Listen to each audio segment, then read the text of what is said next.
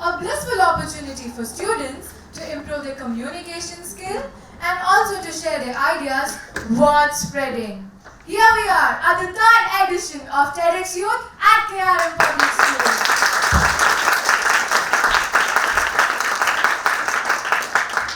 So why are we here today? To get inspired, to think beyond, and to be the change. Here we have with us 7 fabulous speakers to evoke us with their wonderful experiences on this magnificent stage. And yes, before we go ahead, let us give a big round of applause to our KRM Natyalaya students for their wonderful performance.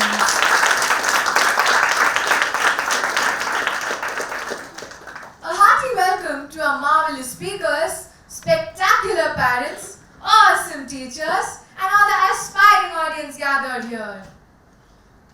So we all have this wonderful feature in our mobile phones which we don't usually use. Today we'll make use of it. So can I have everyone holding your mobile phones in your hand? So all we are going to do is press and hold the power button of your mobile phone. Then you can see 3 options appearing on your screen. Touch the power off button. And to be honest, that's the best decision that you have made today. Let's cherish and capture all the wonderful moments around us with our glossy eyes. This is a general announcement. As videography and photography may disturb the program, audiences are requested to prevent taking videos and photographs. No food or drinks allowed inside the hall. Welcome to Something Special.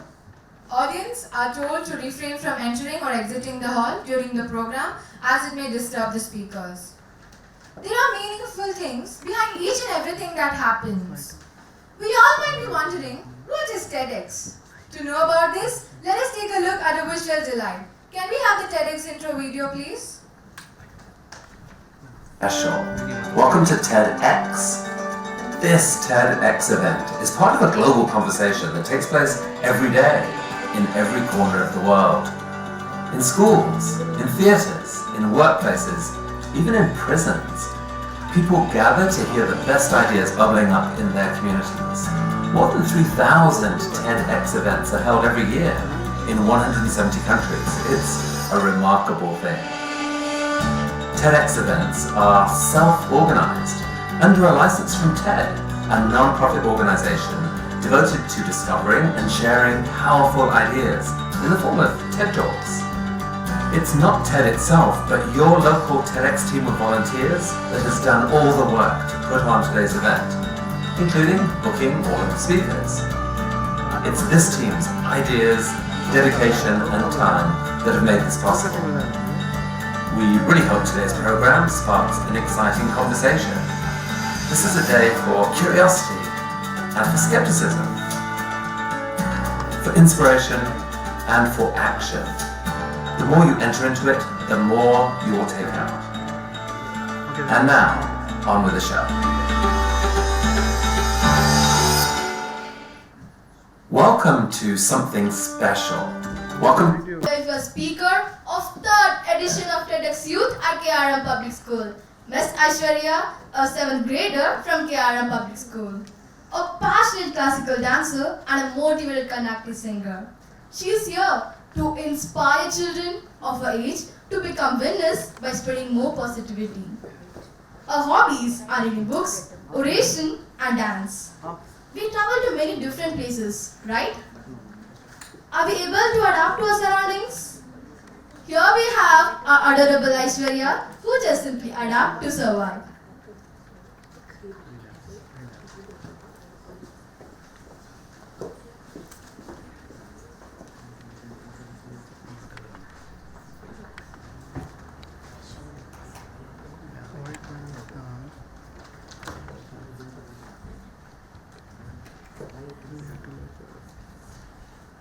We welcome you on the stage, Aishwarya. All the best for your speech. Rock the stage.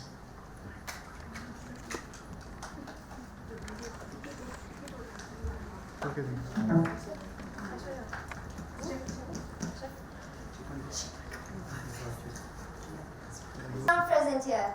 I'm Aishwarya, a 7th grader from KRMPublicschool, School, here to present my TED Talk on change, adapt to survive. Be the change you wish to see in this world. It's quoted by our famous leader, Mahatma Gandhi. Every aspect in this world today evolve, undergoing lots of changes in their life.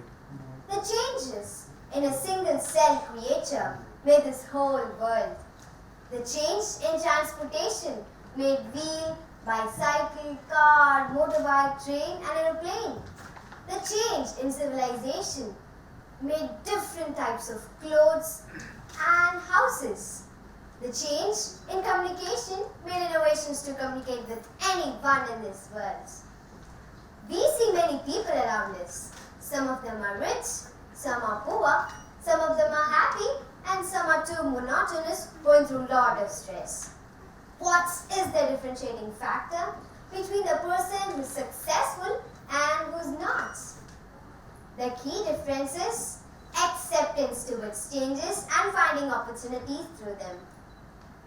So, I'm going to share some of my experience, how changes underwent in my life and how I overcame it. You might think that how an 11-year-old girl would face changes. But yes, I too have faced changes and I've overcome it. As As a kid, I was happily studying in kindergarten. But suddenly, my father got transferred to Pune. So we as a family had to move to Pune. I was so sad of leaving my friends, my teachers, my school and my society. But more than that, I was too scared that how my new location, people, weather, food, oh my goodness, it was a big question mark in my mind. I felt so scared. Packing for travel is a great art. We were so confused like what to take and what not to. But cleaning each and every corner of the house was the toughest challenge. But still, we overcame it. When I reached Pune, a question arose in my mind. Will the people of Pune will be like the people of Chennai? Yes, of course they were. They were so kind and they had a great mind, which gave me so much confidence. I refused to go to school in Pune, but my parents compelled me a lot. The first day when I entered into my classroom, my fellow classmates looked at me in a different way, and some even started to laugh at me. I felt something too bad, and when I opened my lunchbox, no one was ready to share with me. In Chennai, it was totally different. My friends would be eagerly waiting to open my lunchbox and finish it. I would cry to my mother that why I'm not able to eat my lunch. In Chennai, I was really very thin. But when I came to Pune, I became so fat because I'm only eating my lunch. So, I returned home sadly. Who else in this world can understand their kids more than their mother? My mother understood my fear, came near to me and cuddled me with lots of love. She said that, Aishu, I know this is a change, but better opportunities always comes along with the change. If you take it positively, you will learn lots of new things. But still, my mind was not convinced. My mother said me a joke. In Pune, it's so cold, so the people eat wheat. If you take the letter W from the word wheat, it's heat. In Chennai, it's so hot, so the people eat rice. If you take the letter R from the word rice, it's ice. That's when I started to laugh after listening to this joke. Then, the next day again I refused, but I had to. When I sat in my bench, a question arose in my mind. I'm going to stay in Pune for a couple of months or a couple of years, so I have to accept it. I accepted it. This time, I was able to recognize how big my playground was, how huge a mountain was there near my school, and how the beautiful weather was there. But why I was not able to recognize all these things before? It's all because of my mindset. That's why wise man said that it's all in your mind. After acceptance, we have to find our chances to improvise the situation. So I found it. In Pune, it was really very hard for me to go to local shops or regular classes. So what I did was, I asked my parents to buy me a bicycle. They bought me. I loved it because it had my favorite color, pink. After 2 days of efforts, I learned to drive a bicycle without a supporting wheel. I felt too happy that I've achieved something. If you look closer to this achievement, happiness came from a challenge, and change is the origin of this challenge. Change gave me a tough time, but I overcame to it. In Pune, it was very hard for me to go to school because no one was communicating with me. I felt so sad about it. But one fine day, I identified a girl who had the same issue like me. She was from Andhra and no one was communicating with her. Now, we both became friends. We started to interact each other in childish English and in our mother tongue. You wonder how? We started to recognize each other's words with the help of our expression. And here comes the important point. Once we are in a comfortable zone, we should not settle there. There's an interesting fact about a human brain that whenever there's a change or a challenge, a place in our brain called amygdala will get activated. Due to this amygdala, we survived in ancient days from dangerous creatures, animals, and natural disasters. But now we are using it in a different way. Even I thought that my amygdala got activated. So my father said me that, go beyond. I understood the meaning of these two words and I tried to break out my perceptions and interact with my other friends. It was so hard for me to do that, but still I tried. On the other side, my friends too broke up their perceptions and started to interact with me. I felt so happy that hard work never fails. Even I learned a language which was Hindi from this change. Now, let me say you an example. There were two friends, Ravi and Kishore. Both of them got selected at the campus interview at the same time. Ravi got 40,000 as his first month's salary, but Kishore just 10,000. He felt so sad about it. After 5 months, when both of them met together, both of them were shocked that their salary was the same. Now Ravi was sad that he didn't have any continuous improvement in his life. It's not only the money, it's the job satisfaction and the growth which makes us happy. Change is the continuous present tense in our life. It happens suddenly. During the stay in Pune, I got an opportunity to experience some amazing festivals like Ganesh Chaturthi, Holi and Navratri. One day, a group of members knocked our door and asked me that, will you perform on the Ganesh Chaturthi? I answered no, because I don't know to dance. They compelled me a lot, so I had to. I was so scared that will I perform? I practiced and I invested time on it. On the day of my performance, oh my goodness, thousands of butterflies were not only flying in my stomach, it was flying in my whole body. I felt so scared about it. But I closed my eyes, prayed to my God. It gave me some confidence and I performed. When my performance got over, the whole crowd stood up and gave me a standing ovation. From that day, I came to know that even I can perform. So, if you see travelers, they'll be happy, confident. You wonder how? They'll be learning who are people and what is the world. Same like me. I'm traveling to Pune, Chennai, Bangalore continuously, which made me as a traveler. I'm so confident and I learned good from bad, right from wrong, who are people and what is the world. Mary Shelley, a traveler, has said that nothing is so painful than a great or a sudden change. After 2 years, my father got transferred to Bangalore. This time, he worked alone in Bangalore. Myself and my mother were in Chennai.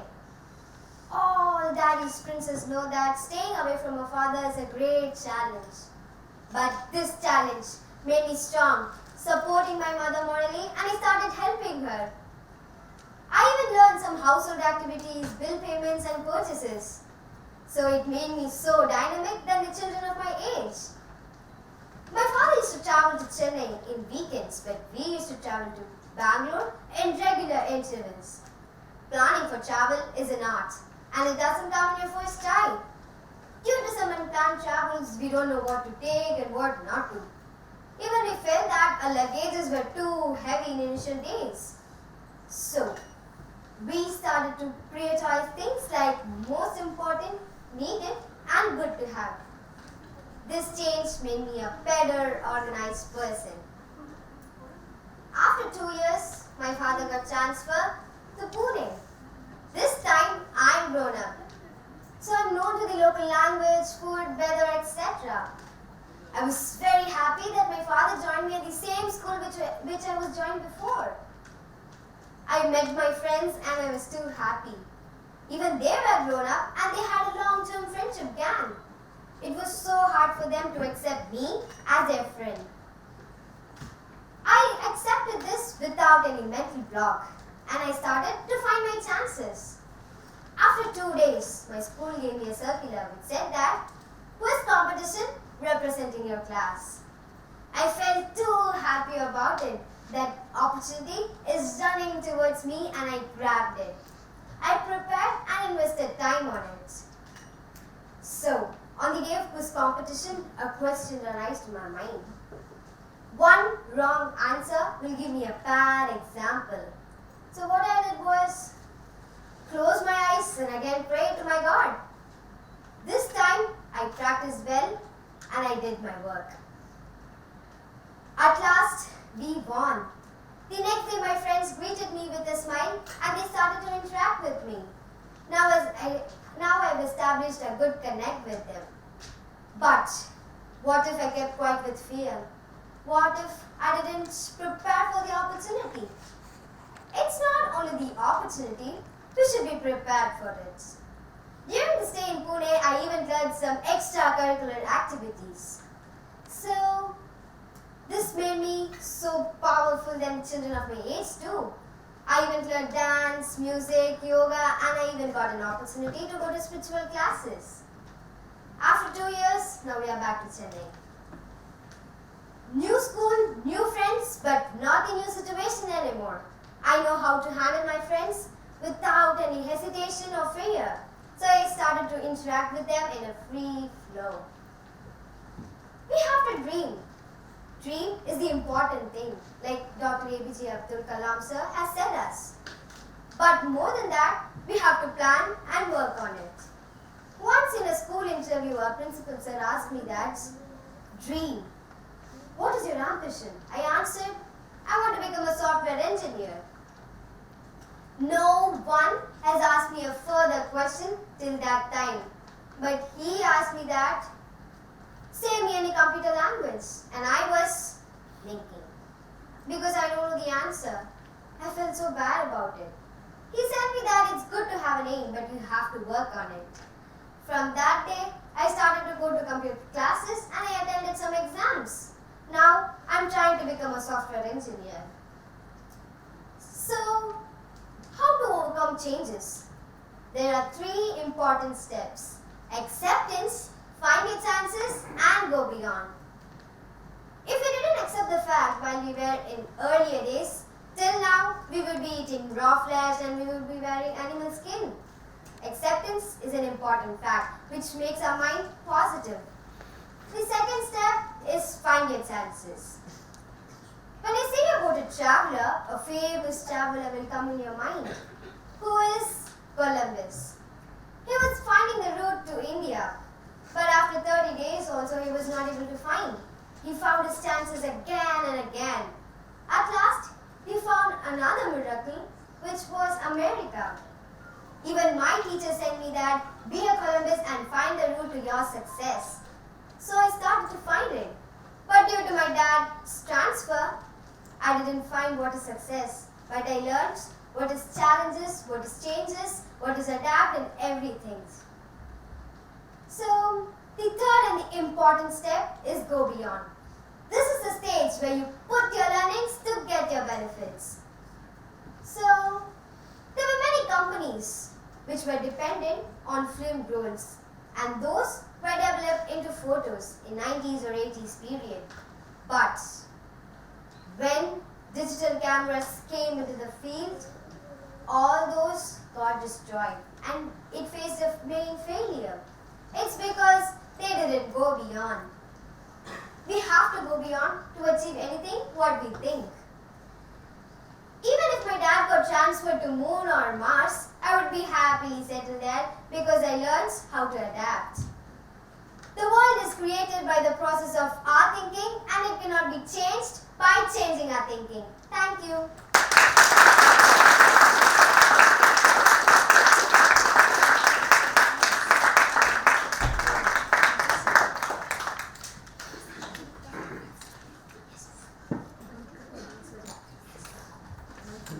Those who cannot change their mind cannot change anything. So let's adapt to our surroundings and have a change in ourselves. Yes, Aishwarya, we let all our butterflies fly out and around us just by simply adapting to the surroundings. We have done many electrical experiments using metals and many gadgets, right? But here's a man who does it with plants. He is neuroscientist Greg, who hooks up the Mimosa pudica, a plant whose leaves close when touched, and the weed is fly trapped to an EKG to show that Plants use electrical signals to convey information, drop movement, and even calm. Can we have the video, please?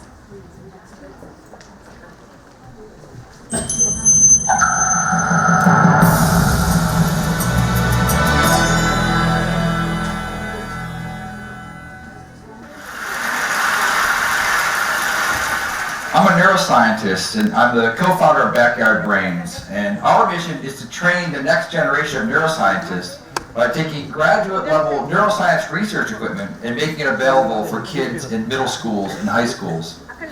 And so when we go into the classroom, one way to get them thinking about the brain, which is very complex, is to ask them a very simple question about neuroscience, and that is, what has a brain?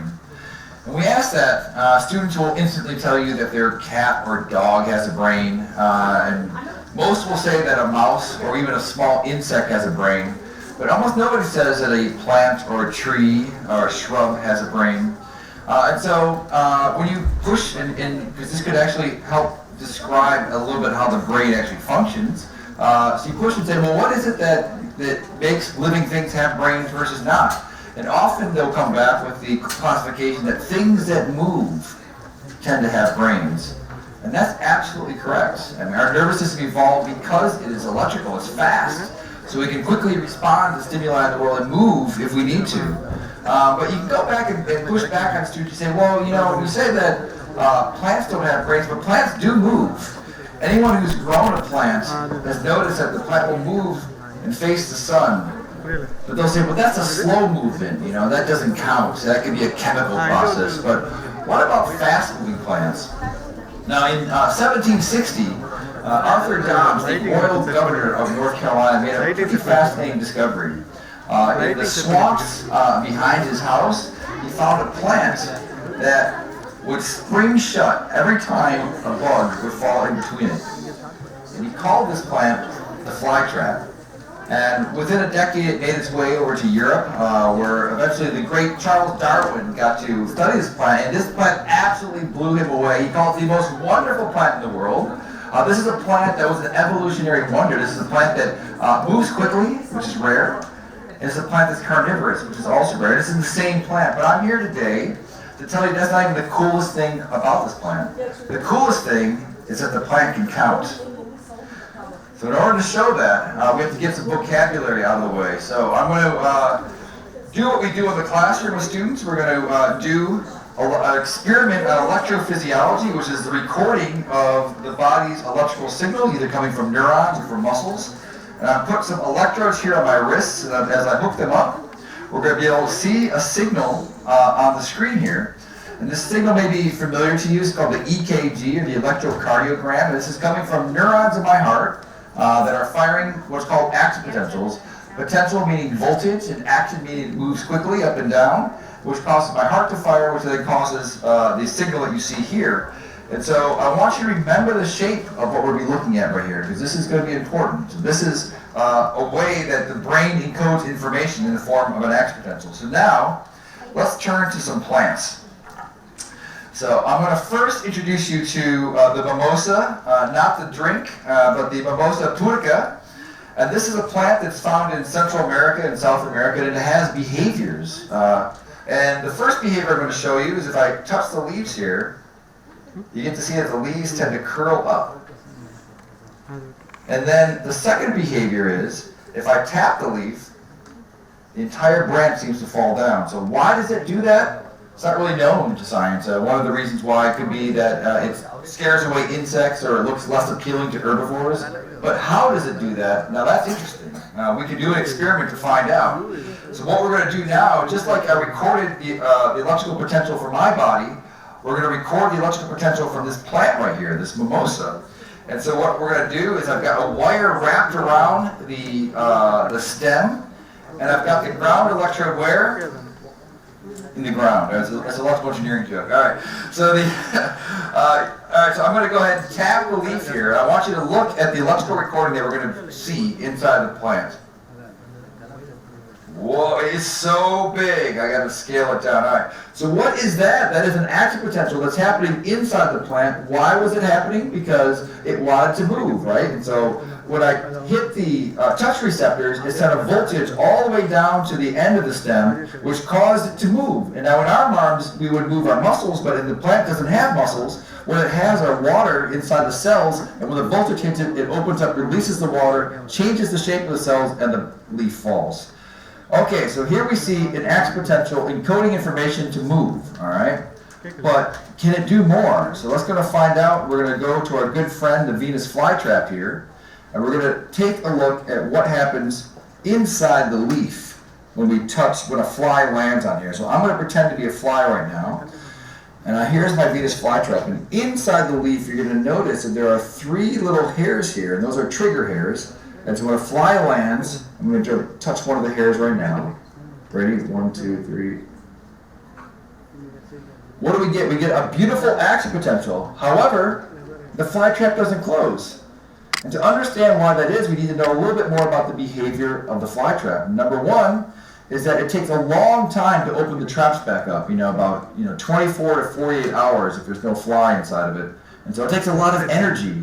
And number 2, it doesn't need to eat that many flies throughout the year. It only needs to eat a handful. It gets most of its energy from the sun. It's just trying to replace some nutrients in the ground with the flies.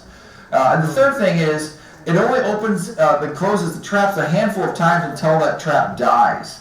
So therefore, it wants to make really darn sure that there's a meal inside of it before the fly trap snaps shut. So how does it do that? It counts the number of seconds between successive touching of those hairs. And so the idea is that there's a high probability if there's a fly inside of there that they're going to be clicked together. And so when it gets the first action potential, it starts counting 1, 2, and if it gets to 20 and it doesn't fire again, then it's not going to close. But if it does it within there, then the fly trap will close. So we're going to go back now. I'm going to touch the Venus flytrap again. I've been talking for more than 20 seconds. So we can see what happens when I touch the hair a second time. So what do we get? We get a second action potential, but again, the leaf doesn't close. So now if I go back in there, and if I'm a fly moving around, I'm going to be touching the leaf a few times. I'm going to go and brush it a few times. And immediately, the fly trap closes. So here we're seeing the fly trap actually doing a computation. It's determining if there's a fly inside the trap, and then it closes. So let's go back to our original question. Do plants have brains? Well, the answer is no. There's no brains in here. There's not no axons, no neurons. It doesn't get depressed. It doesn't want to know what the Tiger score is. It doesn't have self-actualization problems. But what it does have is something that's very similar to us, which is the ability to communicate using electricity. It just uses slightly different ions than we do, but it's actually doing the same thing. So just to show you the ubiquitous nature of these action potentials, we saw it in the Venus flytrap. We've seen an action potential in the mimosa. We've even seen an action potential in a human. Now, this is the euro of the brain. It's the way that all information is passed. And so what we can do is we can use those action potentials to pass information between species of plants. And so this is our interspecies plant-to-plant communicator. And what we've done is we've created a brand new experiment where we're going to record the action potential from a Venus flytrap, and we're going to send it into the sensitive mimosa. So I want you to recall what happens when we touch the leaves of the mimosa. It has touch receptors that are sending that information back down in the form of an action potential. And so what would happen if we took the action potential from the Venus flytrap and sent it into all the stems of the mimosa? We should be able to create the behavior of the mimosas without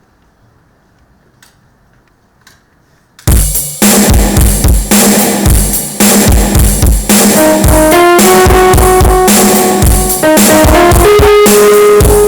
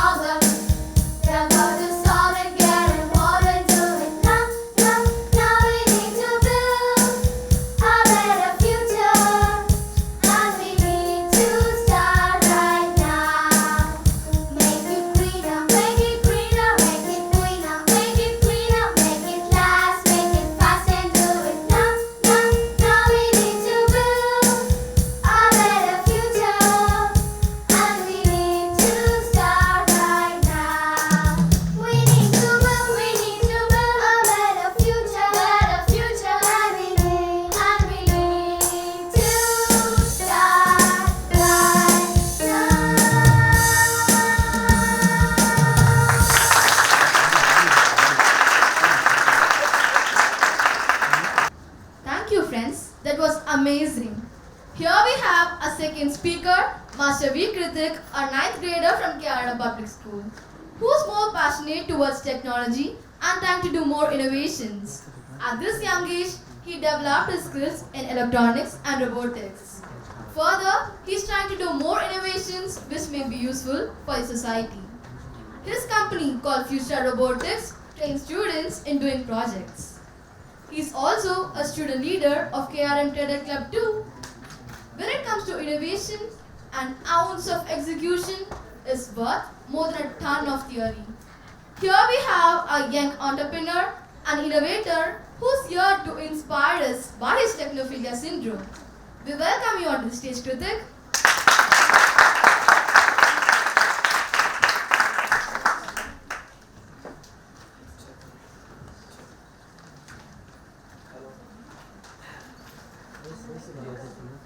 Check பண்ணுங்க. Hello. Check, check. Hello. Check. Hello. Check. Check. Hello. Check. Hello. Check பண்ணு. உங்களுக்கு ஓகேவா?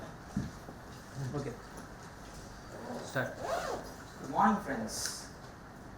I'm suffering from an incurable syndrome. I got the symptoms of the syndrome when I was 2 years old.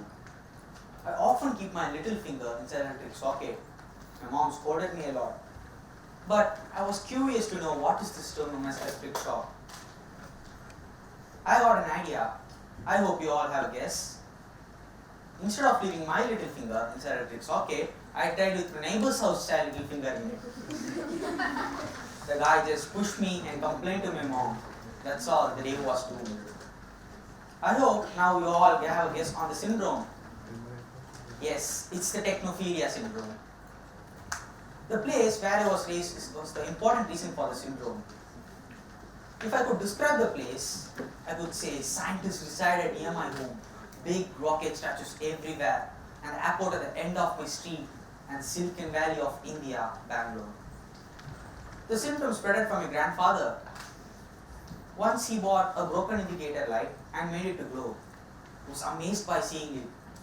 Then he gave those things to me. I made it to glow, but the first test was a failure. Then my grandfather helped me and he made the light to glow. I was amazed by seeing the light glowing. Then by inspiring it, I broke a lot of toys and did a lot of mischievous things in the home. Then at last, I learned a lot of new concepts such as Arduino, Internet of Things, virtual reality, and by the side, I did few of the projects and uploaded it in my YouTube channel. My YouTube channel name is Innovation Guys. I uploaded my project videos in it. At one particular time, I uploaded up to 50 projects. Then, I thought of thinking all the world problems because the world is facing a lot of problems today. And I chose the problems according to my perspective. According to my perspective, I faced a lot of problems, but I was not able to scale it. Then I scaled the problems as family, the problems facing the family, then our neighbors, then the country, then the world. The problems were categorized in this scale. The first, family. What is the problem we face in the family? We often go to tours. And before packing our toothbrushes, we go and check our neighbors that they are available in the home. Because we will get assurance that they will take care of the home. So that is going so we will do the same thing every time whenever we go to a tour. But I'll give you another scenario. You're riding in a bicycle and parking it in your parking slot, and for quench your thirst you're going to a home for drinking some water. After you drink some water, when you come back to lock your bicycle has vanished. What will be your feeling? This actually happened to me. I was angry at that time. Then I went to the nearest house which had the CCTV facility, and then I checked the footage. A stranger took my cycle towards the street. Then I went towards the direction. I walked a half mile away to find the next house which has the CCTV facility. As soon as I went there, I got the information that the stranger took the cycle between the intermediate distance. I was very depressed and sad at the same time. I was depressed because I lost my favorite cycle, and I was angry at the same time because people in the street doesn't keep the CCTV camera for their own safety also. I checked the root cause. Then I was concluded that CCTV is not a small cute device like this. It has a lot of processing like this. First you have to get the feed, then it should be processed in a DVR, then you need a hard disk to handle it, then you need some big LCD display to view each and every stream of a camera, then you should have a lot of wire connections, then you should alter your home. So it's going to be a lot of process. So as these processes increases the cost, most of the people don't afford it. But instead of doing this lot of process, I was working in a project known as Raspberry Pi. It's going to be a single board PC. So instead of making this large DVR into this small disk, so this is going to be that project. So as you see, the size of DVR is going to be this much. As you see the size of a DVR, it's going to be this much big. The size of DVR is compressed into a handy size DVR. So you can add a single camera which can be placed anywhere in the home. So as I said, the size increases, the cost increases. It's going to be completely on 2,000 rupees. So this project can be affordable, and this has an inbuilt camera. Whenever you place it in somewhere and just give a 5-volt power supply, automatically it will start to stream your video. So I worked a lot in this project after a lot of coding time and after a lot of coding time,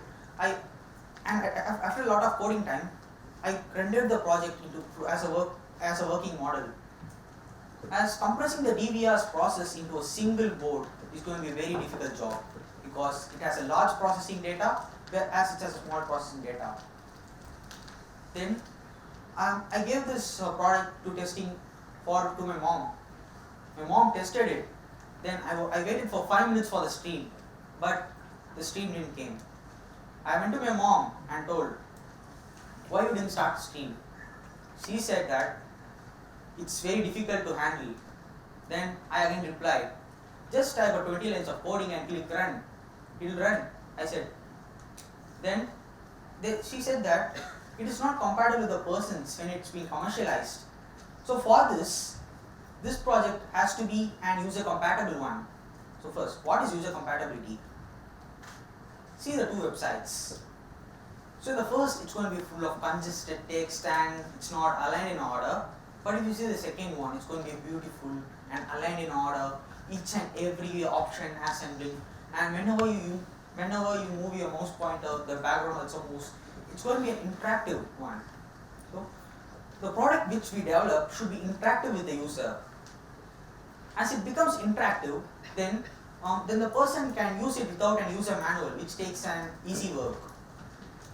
So in these two websites, which one would you like?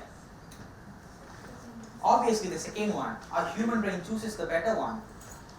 So now after I did it, I inserted a lot of user compatible commands. Then in a single button you can stream our video. As soon as you place this camera and click your button, the video footage starts to stream directly to YouTube privately. Because YouTube has the option of being an encoder stream, which is an internet camera. So through encoder stream, the stream is going to pass to the YouTube server. Then through the YouTube server, privately, the person who has signed it in the particular Gmail account can view it. Automatically, it's going to be a secure device. Now, this project has a level to be commercialized. Now moving on to the next level. One day morning, it was a good day and it was a fresh breeze. And every day morning, I'll often dump the garbage into the garbage bin. I went and as I dumped it, the garbage man didn't come for a long time, which created an unhygienic and uneasy conditions for people living around it. People mask their faces, but they never think to take their phone and call the municipal authority. That is the main problem, because the communication between the garbage bin and municipal authority is none. And my idea is establishing communication between them. This can be done by simple sensors. So as you keep a sensor, it will detect the overflow then through Internet of Things it will get transmitted. This project is already there, but the only problem is the cost. As it senses it through internet, I said that through internet it's going to be transmitted. How internet comes? We have to place a router for each and every device. So the cost of a router is going to be a higher cost and the cost of the device is going to be lesser cost. So that is the main problem here. So for this problem, I got a solution that, let us take a city which has 500,000 garbage bins. Let us take a particular subdivision of the city which has 100,000 garbage bins. So the 100,000 garbage bins are going to be connected with a single server. I showed you Raspberry Pi 0, it's going to be updated version known as Raspberry Pi 3. With that updated version, we can make use of it. So as you see that each and every sensor will be connected through wires to a single place. So as it's been connected, if you keep the router or internet connectivity in a single place, it will start to stream it to the municipal authority. So a single person can operate millions of dustbin data. So if the garbage has been overflowed, he will get a notification. As soon as he clicks the notification, the data is getting transmitted to the nearest garbage truck. So the garbage truck can go to the particular place and he can take it and he can make the place hygienic. Automatically the place gets hygienic. Then I encoded another problem. It takes the people hard to separate dry waste and wet waste.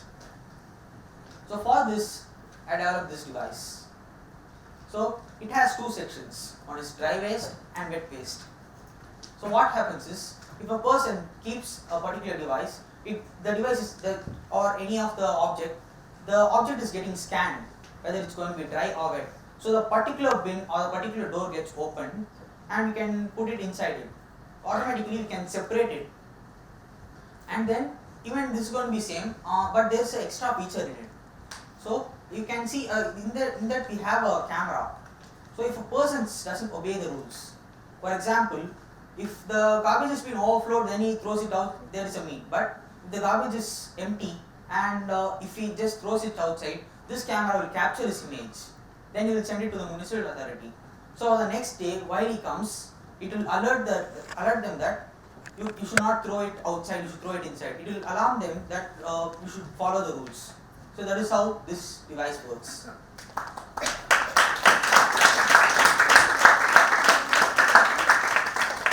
Now we have completed one of the scale, that's neighboring. Now moving on to the country. When I checked a country, it's going to be, the project should be reach each and every person in the population. So I found one of the main problems. When I was speaking with my grandparents, they obviously said this word, I can't hear you, I can't hear you. This word tempted me a lot. So I said, although I spoke loud, they always said this word. So I found that deafness is the main problem. So as the aging process goes on, the person's hearing ability decreases. As it decreases, they can't hear the sounds which is being emitted, so it creates a problem. And sometimes, in some cases, persons who are born are deaf. So it's going to be a sad case. So they're completely being marginalized. They have separate language and they have separate devices to wear and they have any separate headsets. So there are a lot of things separated for them. So for making them accessible to everything is, I found a journal that heavy bass sounds which is being vibrated helps the person. If there is any heavy bass, then the vibrations which is being transmitted hits the skin. As it's getting hit, they can feel the vibration. Automatically they will start to hear the sounds. So our idea is to observe the sound. That's the surrounding. If there is any surrounding vibrations, it will observe even the small vibrations. It will absorb it and will amplify it and will boost the sound. Automatically, the person can able to hear sounds. So as this is going to be the case, as I said, another case that person who are born deaf. So for this case, I have another answer.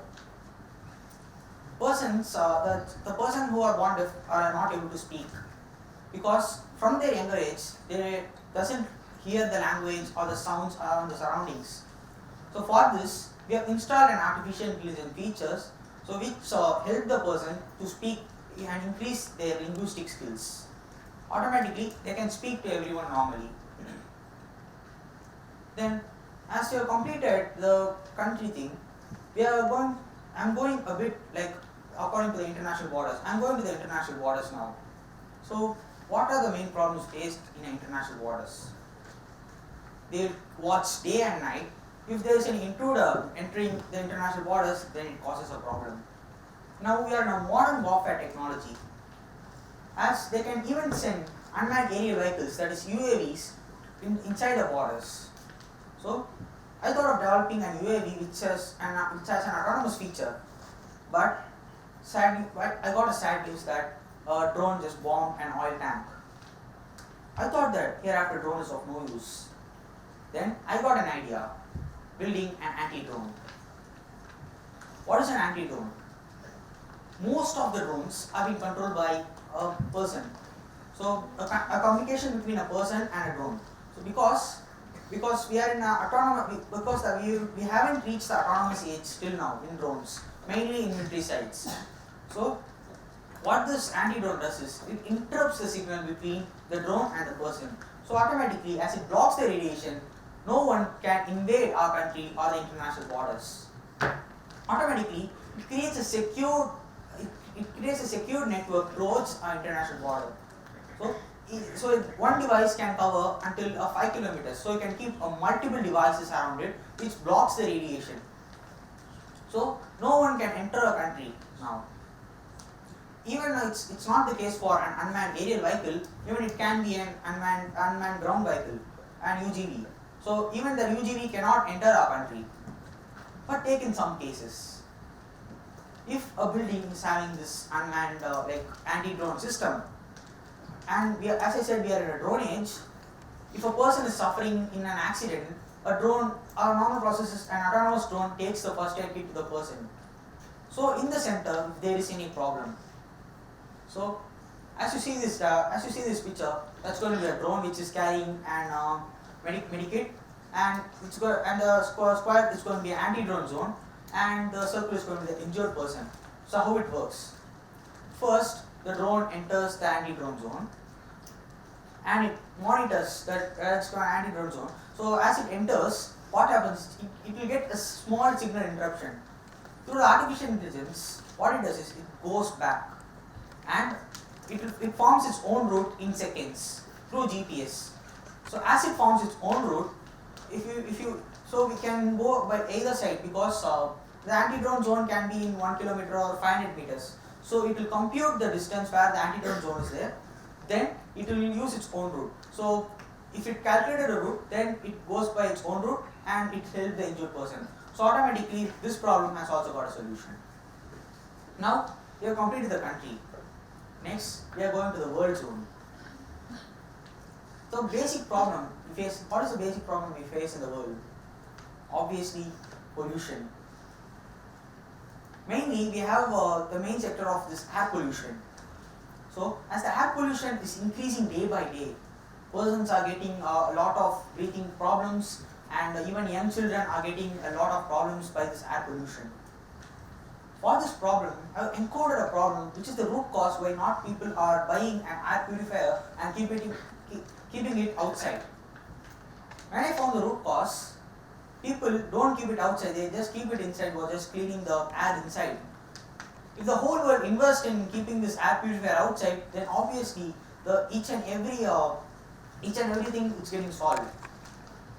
But the another problem is, although if they keep it inside and when they use it, they have this filter known as high efficiency particulate air, HEPA filter. They just take the HEPA filter and wash it. Automatically, the carbon particles which is settled in the HEPA filter, they just go travel and it goes into the sink, and at last it mixes with the water bodies only. So it's not exactly air filter, it's just transferring the pollution from air to water. That is what the present day case. So for this problem, I read a lot of journals and I read a lot of books. In that they have given a process known as getting ink from air. So as you take a beaker and just fire it below it, you see the small carbon particles which is being settled under the beaker. Just separate it in a watch glass and pour water and test it. You will get a thick, fine liquid. So with that liquid, you start to write in your ink pen. You will write well. Automatically, the carbon particles which is being settled in water bodies or in lands, it will go into a papers. It's going to be a useful source. Then you can use those ink for even printers. Even if you keep it in a printer and take a photocopy, then also it's going to be a useful way, because as it's not going to deposit in waters or some other cases, it is going to deposit in papers, which is going to be a useful source.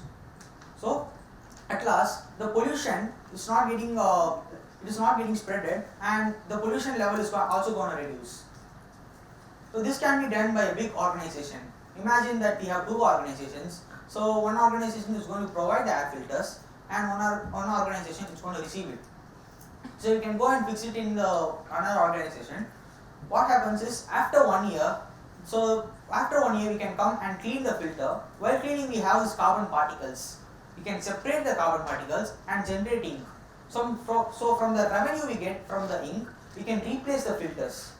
It's going to be equal. For example, if we take cost of a filter is somewhat about 200 rupees. So we'll get the same cost from the ink also, because we'll get a lot of settlements. So we can compensate the money for that for that ink. So automatically it's going to be a profit for both of the organizations.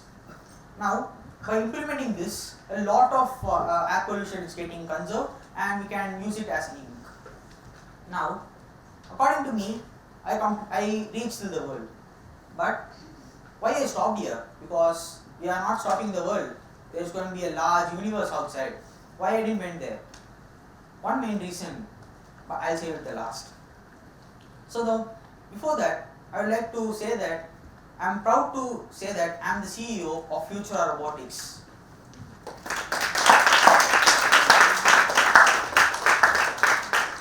And company where we train young children and plant technology in young minds. So why I started this organization is, each and every student will be given training on electronics, but not only that, they have their homework also. Not like writing work, just thinking work. They should think of lot of problems in the same scale, like family, neighbors, country, and the world. They should think a lot of problems, and at last they should find their own solution. And if they bring to me, I'll help to make their projects. Then automatically, from each and every perspective, all the problems will solve means, then we'll get a good society. Then if this company expands means, then it creates a good country, then a good world, and we live in a harmony. So why I stopped here? The main reason is, we have to solve all the problems in the world. The world is going very fast. We are in a technology to reach another planet and to revolve around different places and to go faster in seconds. We are in that fast technology. But if we stop in the worldwide and think about the problems which the world faces, and if we solve it, then the world gets a good peace, and it has a good place to live. Then the people can enjoy a lot. After that, all the problems of the world getting solved, then after we assure that 99% of the problems in the world is getting solved, then we can go to the outer space. We can find the problems, solutions. Automatically, we live in a peace at that time. So this is going to be my R&D army. This army will develop a lot of technologies, and this is going to be a training camps which is being taken in the summer camps. So as this army develops a lot, we can solve a lot of problems. Then I hope I have spread my technophilia syndrome to everyone here, and my order is, kill every problem, occupy the world with technology. Thank you.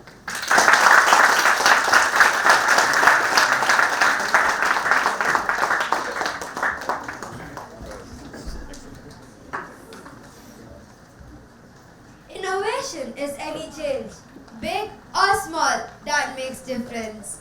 Innovation is the change that involves new values. We wish you to come with marvelous innovations for the society in future, Master Kritik. Thank you. By loading high expectations and micromanaging their lives at every turn, parents aren't actually helping. At least, that's how Julie Letcott him sees it. Let's take a look at the video.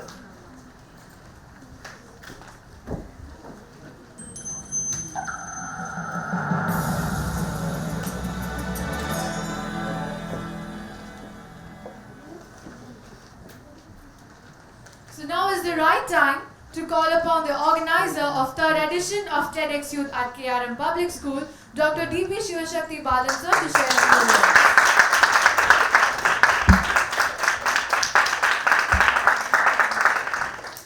Happy morning to you all. So during the TEDx program, you need not to be silent, right? You can enjoy and you can clap and encourage each other. Right, friends? Right, all the best. So TED, right? TED, right? Around some 1980s, the beginning of 1980s. There's 1984 around. In California, they have started a speakers platform. The people who belongs to the technology, the people who, those who from the entertainment field, the people those are from designing field, they have come together and they started sharing their ideas. That is the beginning of TED. Later, this conference, the TED conference, became world popular. So to meet this need, they started giving license to the private peoples also, in the name of adding X. So, it's a pride that the KRM Public School is a licensee of TED.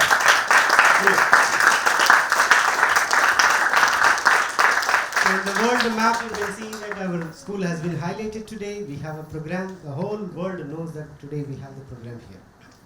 But since we have put ticketed event, so nobody can come apart from the people those are with tickets. Friends, this TEDx program, as per our CEO's initiative, we have started 3 years back. The first year we started calling the people, the popular, the famous people like Dr.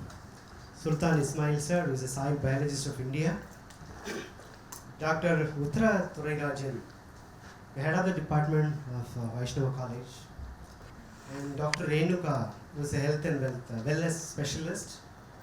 And plus that, we have added 3 more student speakers.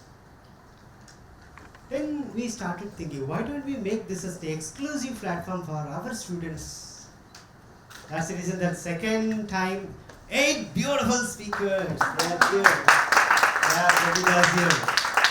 So 8 student speakers, they have come out all because of my strong team headed with Natalia.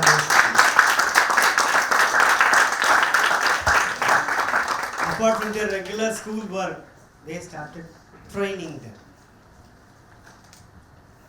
But they never helped them to make their script. The script has to be done by themselves. So we, the teachers, are helping them as a facilitator, trying to bring out what is their idea out. After getting a formal license from the TED group, we have formed a committee, and this committee is headed by our executive producer, Simon officer, and we have a number of people working with us as a committee, as mentors, those who are training the children, and the people those are working for the videography, photos, so many right, people have been involved in this, finance and everything. Of course, this time 7 speakers, actually 8 speakers, 1 speaker, she is suffering from typhoid, last minute dropout, so there is no other way we have to manage the 7 speakers. Right, they are really cooperating very well for last 2 months. Apart from the regular schedule, whenever we call, they are coming here. Whatever the criticism, whatever the suggestions we made, immediately they are ready to accept and they are continuously practicing again and again and again. That's what the 2 wonderful talks morning you heard in the name of Adapt to Survive and the Technophilia Syndrome. That's really great, isn't it? And another 5 speakers, right? 5 speakers are taking rest in the green room and thinking about how I am going to speak, right? That's going to come next. This main objective of this TEDx program, KRM Public School, would be or is, we know that 21st century is expecting different skills, not the same clerical skills what we have been practicing so far. Communication has to be, yes. Critical thinking, yes. Creativity, yes. We are trying to pick up these 3 things and we are giving them this stage. The people, those who are present here, they have to critically think and come out with a wonderful topic. There should be a creativity in their presentation, and the communication has to be very much like flawless communication. So putting all these things together, they are practicing is in the name of TEDxYouth KRMPublicschool. The process is after they give their speech, there will be a scrutiny by the mentors, and we will do little editing. Then we will formally upload it to their website through our license number. It will be further scrutinized by the TED team. After we got approval from them, they will upload it in their regular TEDx platform, TEDx YouTube. It will take around some 1 month time.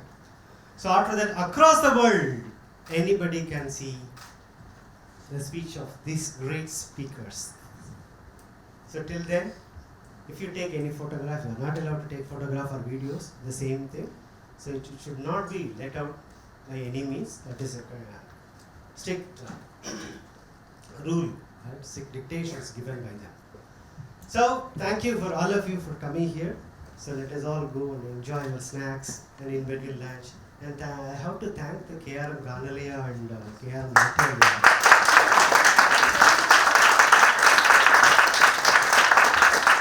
They are flavoring in between, making us to be more enjoyable and giving us a lot of entertainment because today is Sunday. No? Thank you. Let us all meet after.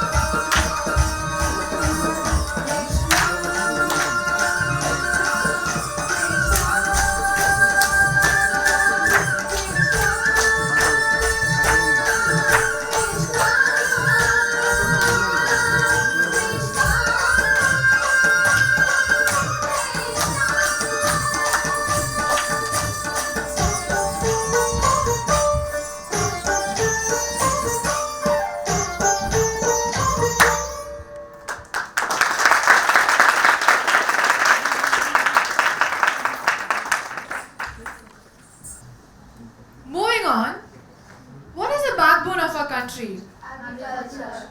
Yes. Agriculture might sound mighty easy when your plow is a pencil and you're 1,000 miles away from your cornfield. And next we have one such refreshing speaker who's not only her daddy's little girl but also a child farmer. Here we have Smriti to tell us her experience on how proud she is to be a farmer. Imagine you are walking through a green field. You are being stopped by my friend who is announcing the fall of night and greatly anticipating the rise of the day.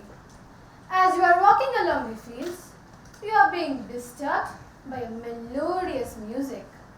You start searching, where is the music from? You looked around. Then you saw a small and cute koel bird, which was the singer, and the musicians were small insects like grasshopper, beetle, bees, and a most beloved friend, ant. But within fraction of seconds, it becomes cloudy and starts to rain. As it rains, so emerges a wonderful aroma called petrichor, the smell which comes from the soil when it starts to rain.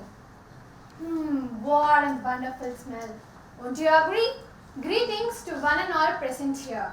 This is F.R. Smriti of grade 11 from KRM Public School.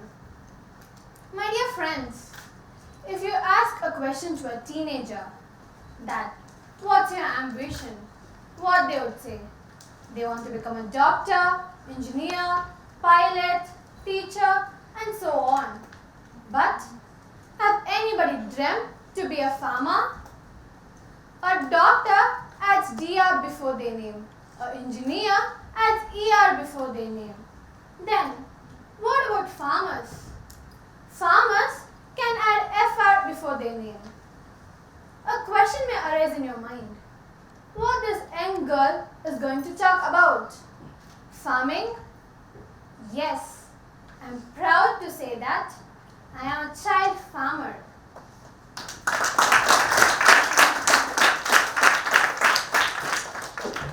We all know that nature is way to mysteries and it is connected with all life forms. I would like to add an interesting fact about farming. How many of you have visited farms before? That's good. Then you might have seen farmers and workers singing while they work. Have you ever wondered why? I went to my grandfather and asked him a question. That, why do we sing while we work? He taught me an important lesson. That plants have life. If you express your love to them, they will in turn express their love to you. And said that we express our love by singing, which would make them feel protected and grow healthier, and will also produce a good yield.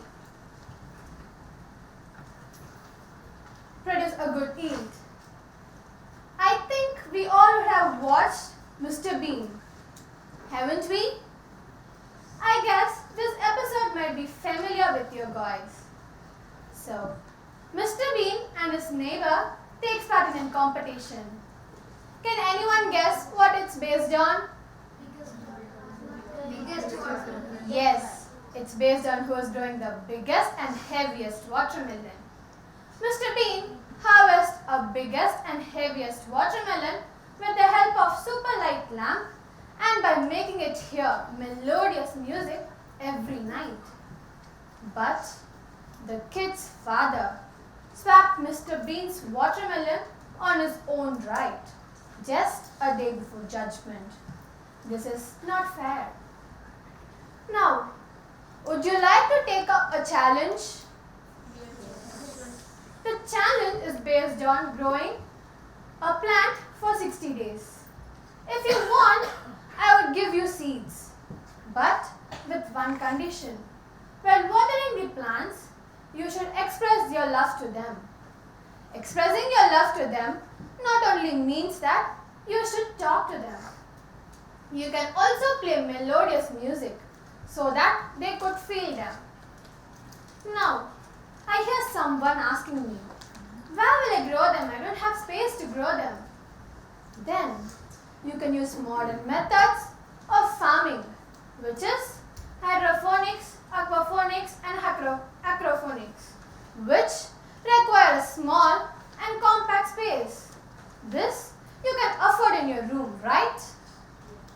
Now, you might ask, what are the benefits or what will I get by taking up this challenge? Then, this would make you as the winner of this challenge and will also help you in knowing the plant cycle and will also help you in feeling fresh when you go near the plants. I would like to share my personal experience as a farmer. My family is into farming and I joined them just 2 years back.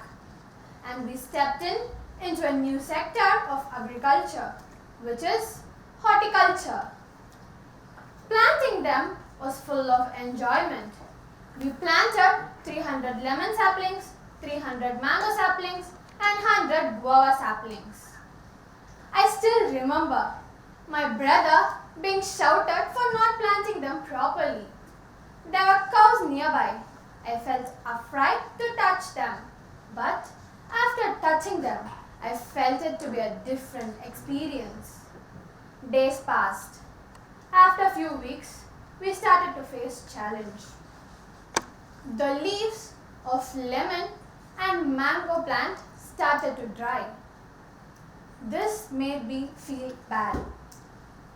So, the guava plant looked healthier that day, but it was the culprit.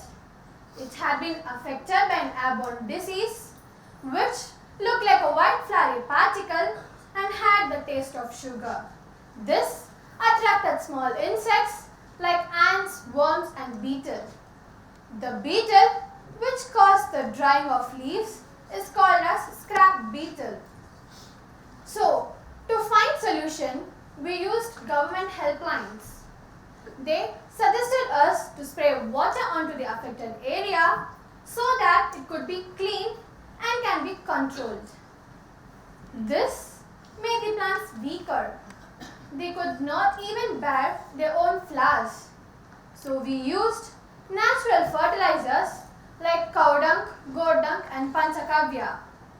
Anything good and natural takes time, isn't it? It took 3 months for us to solve this problem.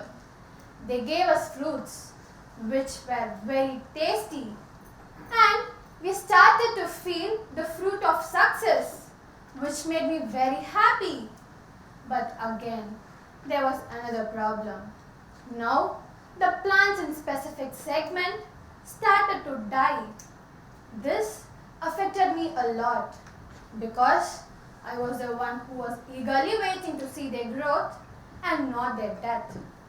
So this time, to find solution, we seek and help of an agricultural professor who was my uncle's friend. He suggested us to dig a pit near the root and see whether there were any waterlogs. As he said, there were waterlogs near the root. And he said that this has decayed the roots and the plants cannot get sufficient nutrient and they die. So he asked us to keep the pit open for a week so that the extra water and moisture would get evaporated and if the plants have luck, they would grow again. As he said, after a few months, I could see green projections on the plant, which made me very happy because the plants started to grow. And now I'm happy to inform you all that the plants have grown taller and stronger than me. Still, we face problems, but it has made me as a fighter to fight against the challenge. Now, everyone would have dreams to be achieved in your future, right? I do have few dreams I would like to share here. My first dream is to build a dome-shaped area where it has plants from other countries and are grown under the temperature and conditions. This would serve as an open book for all. My second is to build a game application. You might think how a game application is related to farming. We all play games, right? Is there any age bar to play them? No. So, in this I would be quite different by giving live rewards. And my third dream is to, if schools bring agriculture as a part of their curriculum, this would make them in achieving their studies. Then, what are the common problems faced by farmers? Yes, water scarcity. Water scarcity is because of, we all know that resources are not equally divided among the earth. So water scarcity is a part of problem. Then, small and fragmented land holdings. The lands are getting divided and subdivided. This has left no lands for agriculture. So, these are common problems. But what are the problems faced by developing and underdeveloping countries? Can anyone guess? It's literacy. Even though the literacy rate is getting higher, still the farming community are mostly illiterate. Because of their illiteracy, they use conventional methods of farming and they are unaware of the benefits given by technology and government. So what can be done? I have two solutions. The educated people can be encouraged to take agriculture as their profession. I feel the second solution most important. Here, schools can play a major role. As I said, if schools bring agriculture as a part of their curriculum, the students will have to interact with the local farmers. This would be like a mutual learning. How farmers would teach them the art of farming. In turn, students can teach them the latest techniques and methods of farming. Have you ever thought of what a farmer prays for? Then I would like to share a short poem. Lord, bless the land you gave me. As I tend each crop and creature, you are the one who helps me to grow them. Grant me the strength and wisdom to grow them. And I thank you for this precious gift. Farmer prays for food production. I would like to remind Thomas Robert Malthus. He is the person who proposed a theory based on food production and human population. He says that food production is like addition and human population is like multiplication. I would give you an example. The sum of 1 to 5 is 15. The product of 1 to 5 is 120, which is 8 times greater. From this, he says that the food production is lower than human population. But you know what we are doing? 1.3 million tons of food is being wasted, which can serve more than thousands of people. So, finally, I would like to conclude by saying a famous quote. My grandfather used to say that once in your life you would need a doctor, a lawyer, a policeman and a preacher. But every day, 3 times a day, you need a farmer. So we must not waste his hard work. Thank you.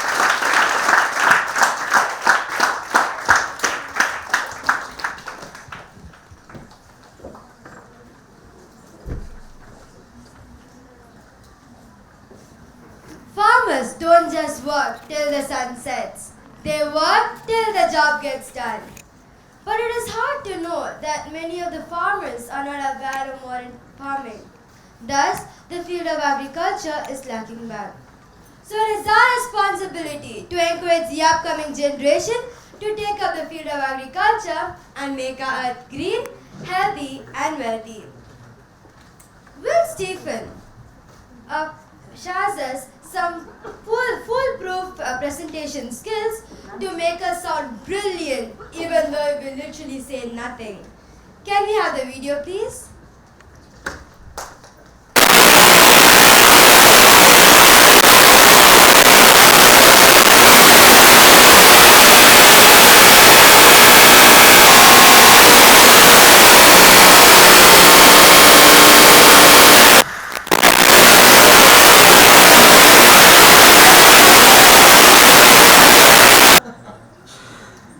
And you guys are going to make an awe sound.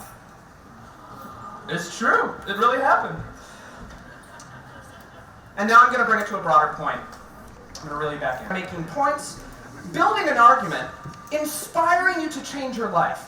When in reality, this is just me is one.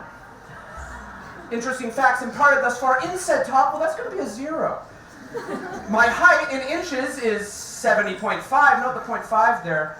2 times 6 equals 12, and then interestingly enough, 6 times 2 also equals 12. That's math. 352 is a 3-digit number. 1, 2, 3, 4, 5, and then almost immediately following that, we get 6, 7, 8, 9, 10. Now, We've all been listening to speakers since morning, right?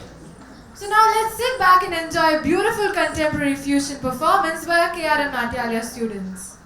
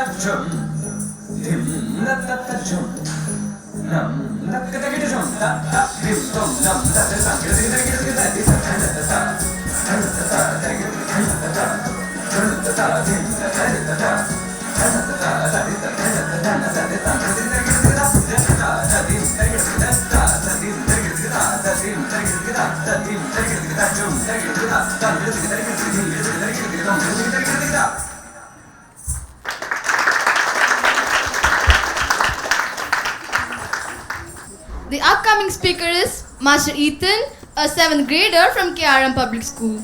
He loves reading books and playing video games. He wants to become a famous YouTuber. He is motivated by his mother and inspired by popular writer like J.K. Rowling and wants to write such books. How many of you like playing video games? Wow. Imagine if you woke up on a cool sunny morning. You have a bright smile on your face. As I do it now, you are very happy to start your day. You step on and you open your bedroom door. And to your surprise, you are inside the world of video games. How would it be? Yes, Ethan, it's your time to make the world of video games to be more interesting. By your talk, what if world was a video game? We welcome you on the stage, Ethan. Thank you, Ethan. Now even I wish I was there in a video game world so that I wouldn't gain weight every day. True. So we've all been wondering that games are for entertainment, right? Today you've made us think that video games are much more than that. Thank you, Ethan. That was an exuberant talk.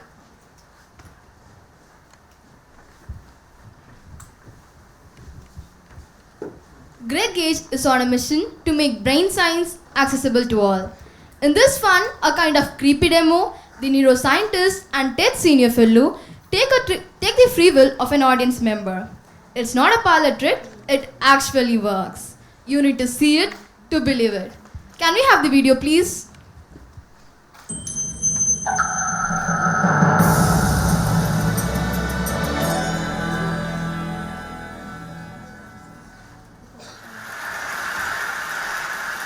You really need to, dedicate your life and spend 6.5 years as a graduate student just to become a neuroscientist, to get access to these tools. And that's a shame because 1 out of 5 of us, that's 20% of the entire world, will have a neurological disorder. And there are 0 cures for these diseases.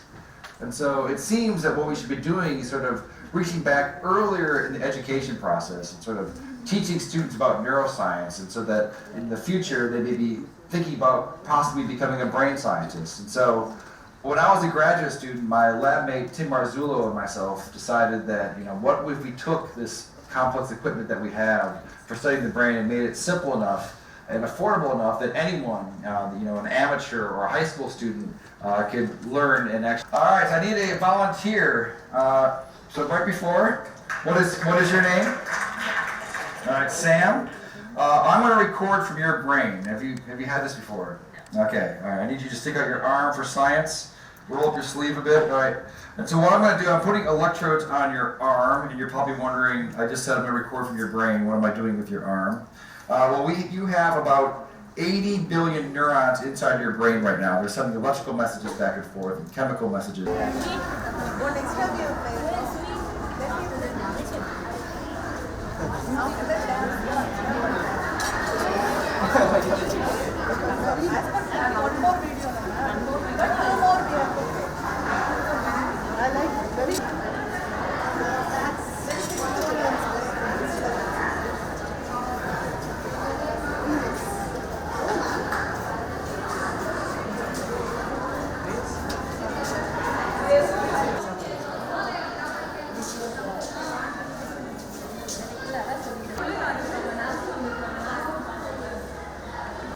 You are walking through a green field. You are being stopped by my friend, who is announcing the fall of night and greatly anticipating the rise of the day. As you are walking along the fields, you are being disturbed by melodious music. You start searching, where is the music from? You looked around.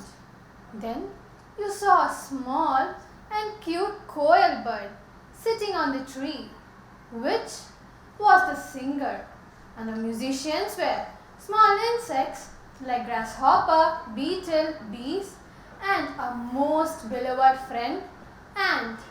But within fraction of seconds, it becomes cloudy and starts to rain. As it rains, so emerges a wonderful aroma called petrichor, the smell which comes from the soil when it starts to rain. What a wonderful smell. Won't you agree? Greetings to one and all present here. This is F.R. Smriti of grade 11 from KRM Public School. My dear friends, if you ask a question to a teenager that what's your ambition, what they would say? They want to become a doctor, engineer, pilot, teacher, and so on. But have anybody dreamt to be a farmer? Mother and father brings you into this world. A teacher teaches you the life skills required to live. An engineer and doctor makes your life safe and luxurious. But who helps you to survive? A farmer helps you to survive. A doctor adds DR before their name. An engineer adds ER before their name. Then What about farmers? Farmers can also add FR before their name.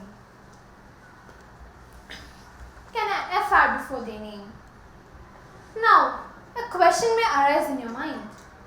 What this young girl is going to talk about? Farming? Yes, I'm proud to say that I am a farmer.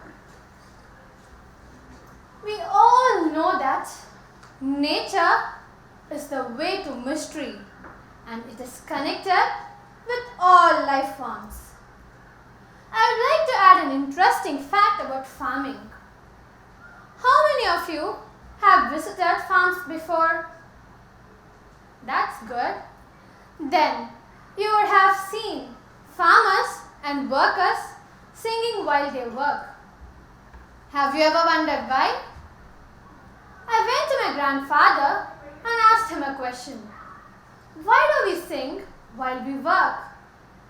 He taught me an important lesson that plants have life. If you express your love to them, they would in turn express their love to you. He also said that we express our love to them by singing, which will make them feel protected and grow healthier. This would also produce a good yield and will also reduce our work tension. We all watch Mr. Bean, isn't it? I guess this episode will be familiar with you all. Mr. Bean and his neighbor takes part in a competition. Can anyone guess what it's based on?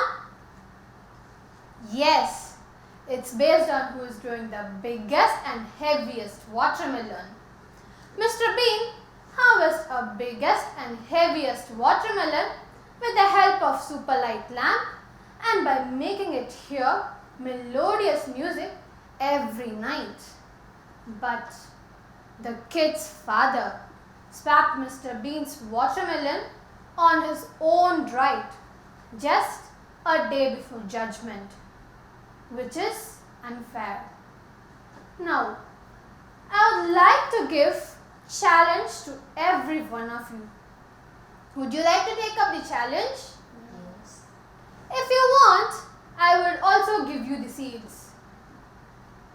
The challenge is based on you should grow a plant for 60 days by expressing your love. But with one condition.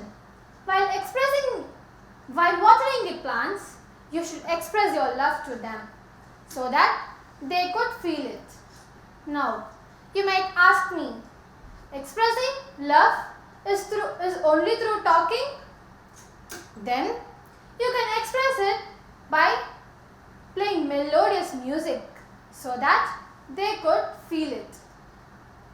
I hear someone asking me, where will I grow them? I don't have space to grow them.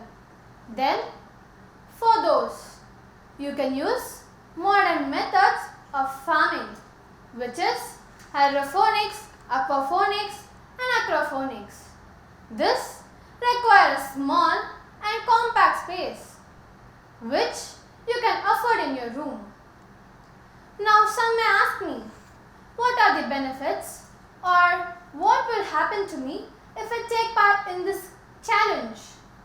Then this would make you as the winner of this challenge and will also help you to know the plant cycle, and when you go near the plants, you would feel fresh.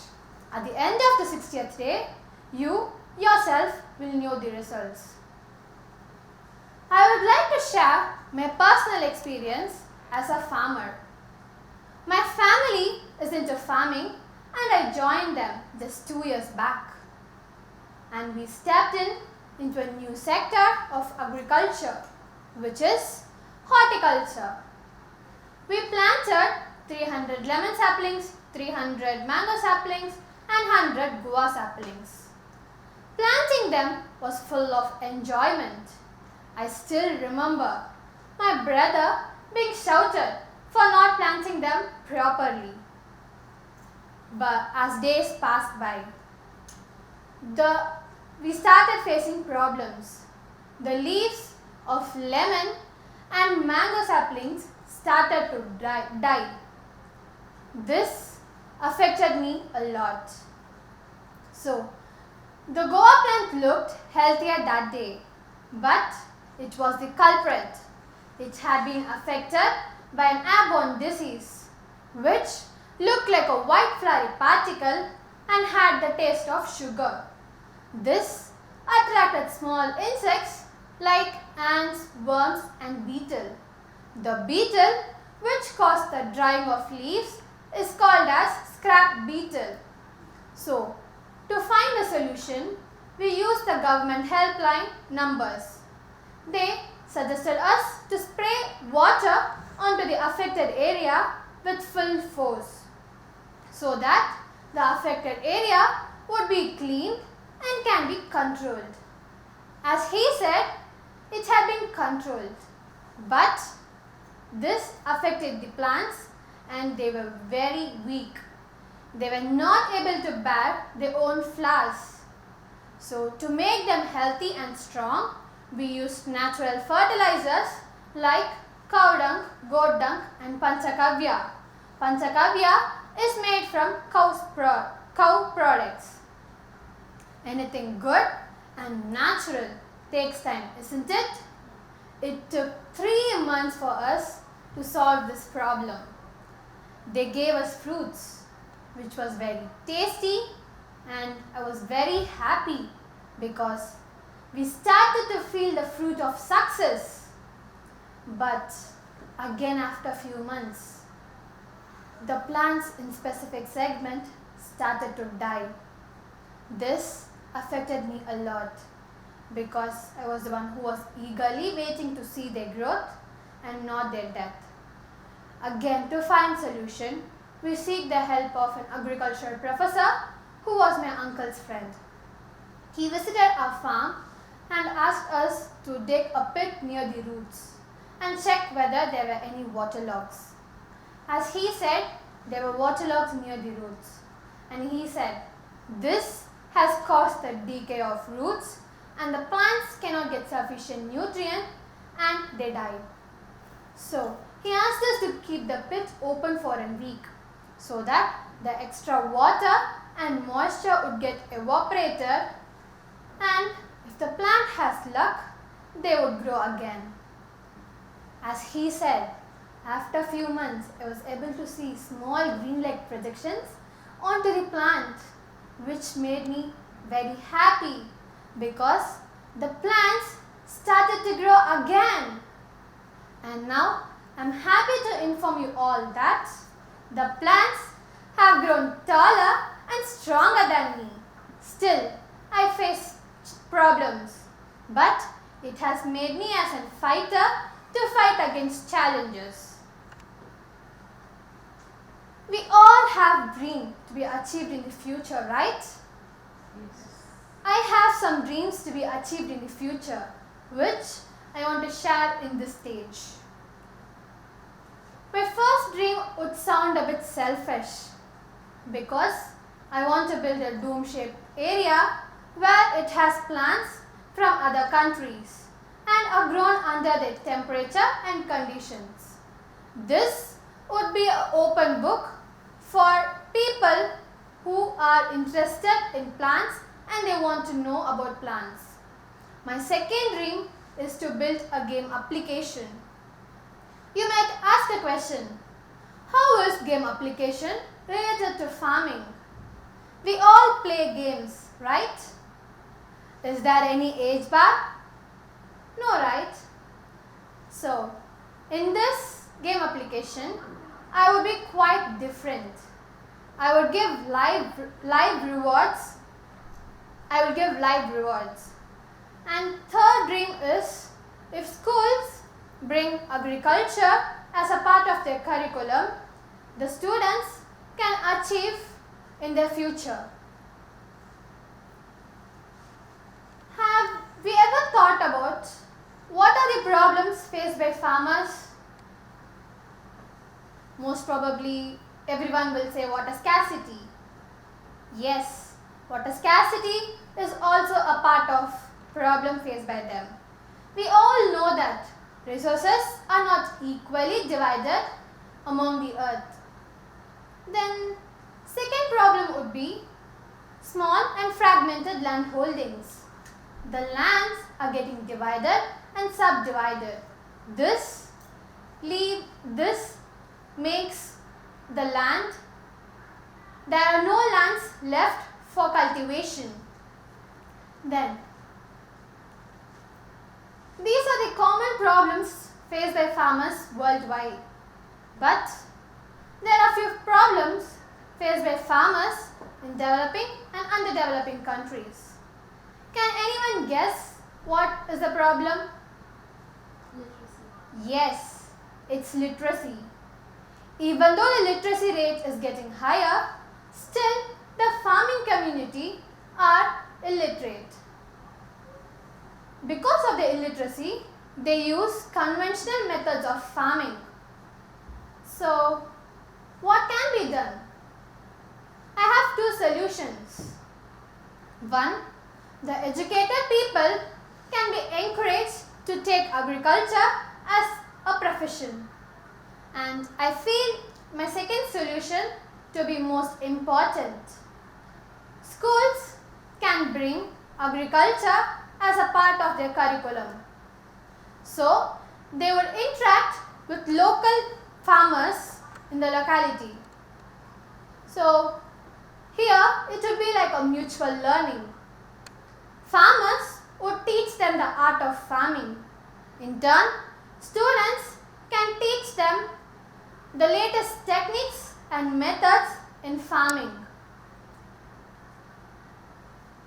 Have you ever thought what a farmer prays for? Then, I would like to express this through a poem. Lord, bless the land you gave me. As I tend each crop and creature, you are the one who helps me to grow them. Grant me the strength and wisdom. Protect them from the harm. And I thank you for this precious gift. A farmer prays for us. I would like to remind about Thomas Robert Malthus. He is an English scholar who proposed a theory based on food production and human population. He proposed it through addition and multiplication. He says that the food production is like addition and human population is like multiplication. Let me give you an example. The sum of 1 to 5 is 15. The product of 1 to 5 is 120, which is 8 times greater. From this, he says that the food production is low than human population. But you know what we are doing? 1.3 million tons of food is being wasted, which can serve more than thousands of people. And we are wasting farmers' prayer and his hard work. So we must not waste food. Finally, I would like to conclude by saying a famous quote. My grandfather used to say that once in your life you need a doctor, a lawyer, a policeman and a preacher. But every day, 3 times a day, you need a farmer. And my kind request is to not waste food, because a farmer spends his whole time by spending his hard work. So we must not waste food. Thank you. To the third edition of TEDxYouth at KRM Public School. Hope you all enjoyed a delicious lunch. So over to KRM Ganalia students for a patriotic song.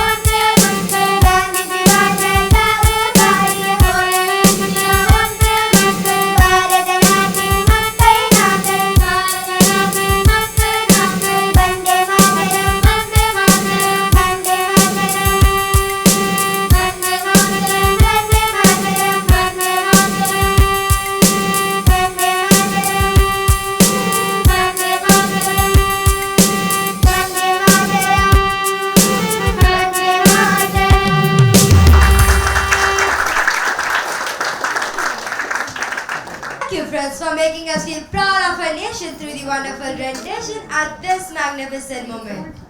Now we call upon our CEO sir to come forward and distribute the certificates for KRM Ganalaya and Natyalaya for their performance.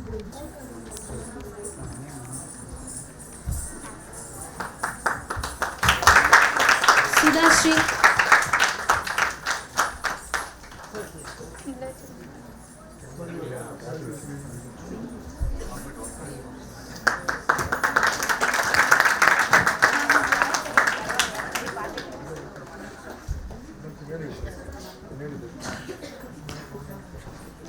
Rujula.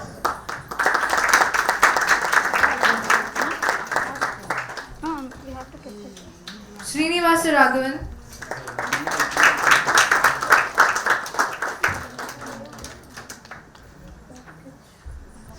Tanya Shri.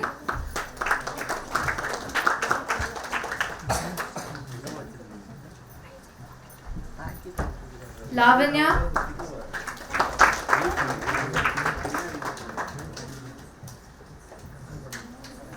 Jasmita.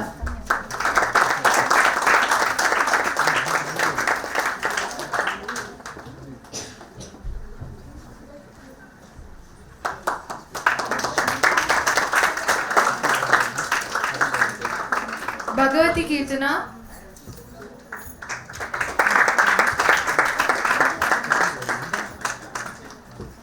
Kirti Lakshmi.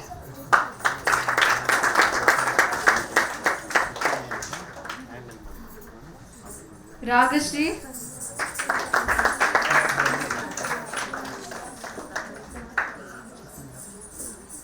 Aishwarya.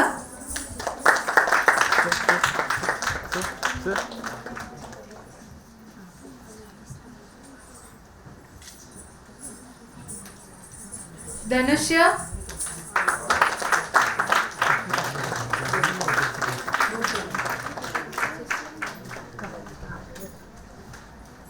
Charumati.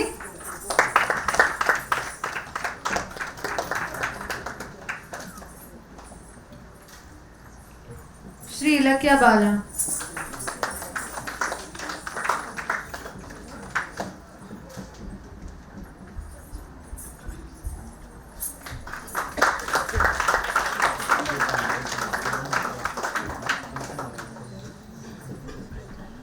Thank you, sir.